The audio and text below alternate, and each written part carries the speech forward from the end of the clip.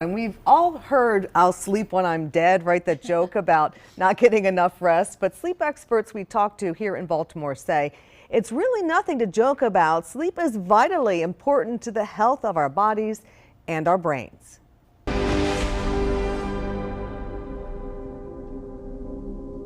Everything sleeps. Every animal sleeps. From your cat and your dog at home, but even tiny little fruit flies that we study in our lab, they also sleep. So what is it for? It's a question Johns Hopkins neurology professor and sleep researcher Dr. Mark Wu has spent his career working to answer. Two things about sleep he's sure of. But clearly it's something important. It's clear that Americans are not sleeping enough. They're not getting enough good quality sleep, and it's bad for their health. This is a relatively new problem, according to the National Sleep Foundation. In the 1950s, average Americans slept 8 to 9 hours a night. By the 2000s, that number dropped to a little more than 6 hours. There's a reason coffee houses are popular in our culture. It feels to me like the culture is like work, work, work. And if you sleep, you're somehow weaker. People are like, "Oh, I barely sleep. I work so hard." Yeah, this is not good. We gotta stop. A badge of honor. Yeah, that's not crazy. healthy. He's right. What happens to your body in those hours of unconsciousness is vital. Dr. Raya Webe is a sleep doctor at Greater Baltimore Medical Center. Restoration of body tissues, including memory consolidation, getting rid of waste, including strengthening your immunity.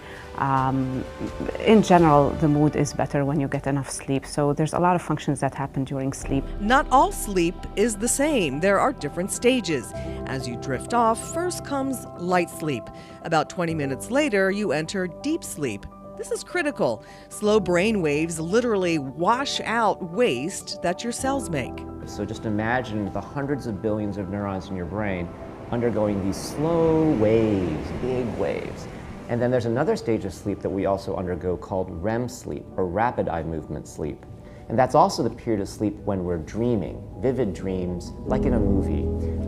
And our bodies are paralyzed, actually. Paralyzed except for our eyes, hence the name rapid eye movement. When you measure REM brainwaves, they look remarkably like brainwaves of someone awake. Think you don't dream? You do. Everyone does. You just don't remember.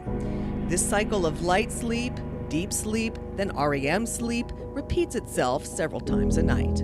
But one thing that's a little bit interesting is that the first third of your night is mostly comprised of slow wave or deep sleep.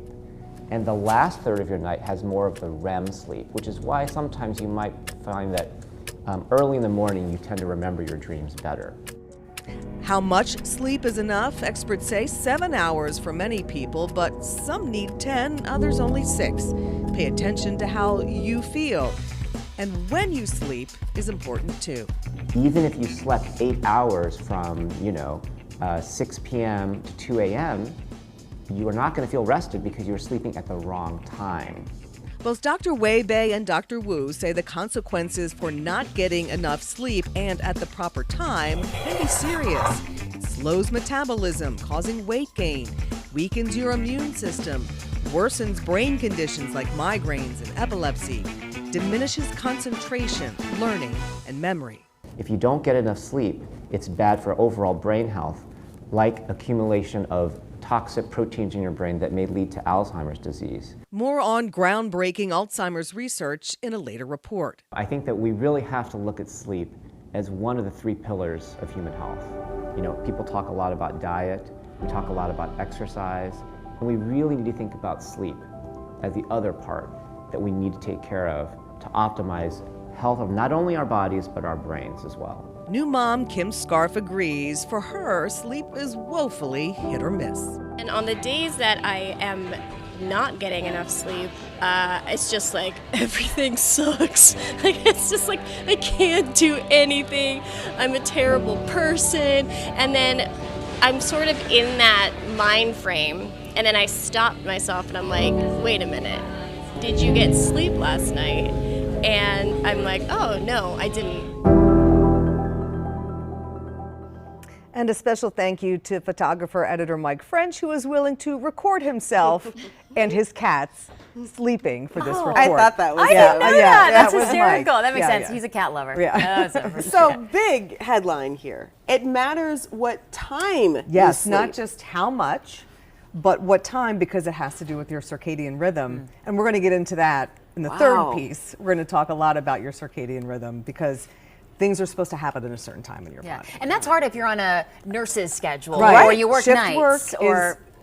It's a problem. It's tough. It's really an issue for somebody's health.